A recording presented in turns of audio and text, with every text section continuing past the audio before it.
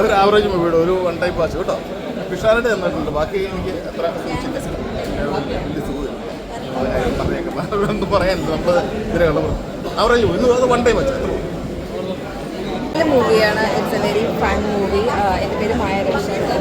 ഞാനിതിൽ ചാന്ദിനി പറഞ്ഞിട്ടുള്ള ഒരു ക്യാരക്ടറാണ് ചെയ്തിട്ടുള്ളത്. ഒരു നോർത്ത് ഇന്ത്യൻ കുട്ടിയായിട്ടുള്ള ക്യാരക്ടറാണ്. പക്ഷെ ഞാൻ മലയാളിയാണ്. അതിൽ ഞാൻ ഹിന്ദിയൊക്കെ പറഞ്ഞ് ഞാൻ തന്നെ ഡബ് ചെയ്തിട്ടുണ്ട്. പക്ഷെ മലയാളിയാണ്.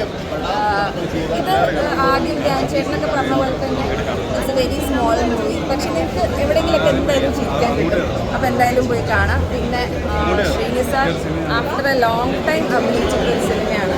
ശ്രീനി സാർ തന്നെയാണ് അത് ഡബ് ചെയ്തിട്ടുള്ളത്. അടിപൊളിയായിട്ടുണ്ട്. അപ്പോൾ ശ്രീനി സാറിൻ്റെ പടത്തിൽ അഭിനയിക്കാൻ പറ്റുന്നത് സന്തോഷം. സ്പെഷ്യലി ധ്യാൻ്റെ സ്ക്രിപ്റ്റ്. ഇതിൻ്റെ ഫസ്റ്റ് മൂവിയാണ്. എല്ലാവരും കാണാൻ അനുഗ്രഹിക്കാൻ സാധിക്കും. ധ്യാൻ്റെ അടിപൊളിയായിരുന്നു. ധ്യാനിപ്പോൾ നിങ്ങൾ ഇൻ്റർവ്യൂസിലൊക്കെ കാണുന്ന പോലത്തുള്ള ധ്യാൻ തന്നെയാണ്. ഭയങ്കര കംഫർട്ടബിളാണ്, ഫ്രീ ആണ്. നമുക്ക് എന്താണ് ഫ്രീ ആയിട്ട് നമുക്ക് ക്യാരക്ടറൊക്കെ ചെയ്യാം. നല്ല പടം, നല്ല ഫാമിലിയായിട്ട് വന്നിരുന്ന് കാണാൻ പറ്റും. ഇവിടെ ഞാൻ ഫാമിലിയായിട്ടാണ് വന്നത്. കാരണം എനിക്ക് അടിപൊളി ആപ്പായിരുന്നു കിട്ടിയിരുന്നത്.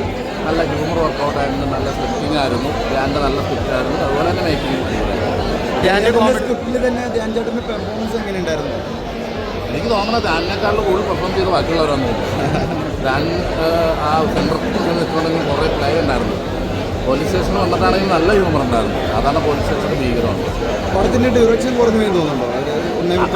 അത് പെട്ടെന്ന് തീർന്നു പോയി വേണം. പെട്ടെന്ന് ഇത് അല്ല പിന്നെ ലാഗാന്ന് പറയാൻ വേണ്ടിയല്ലേ ഇതല്ല.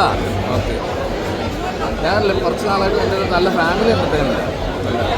എല്ലാവരും ഫാമിലിയായിട്ട് വന്ന് കാണാം. Okay, thank you.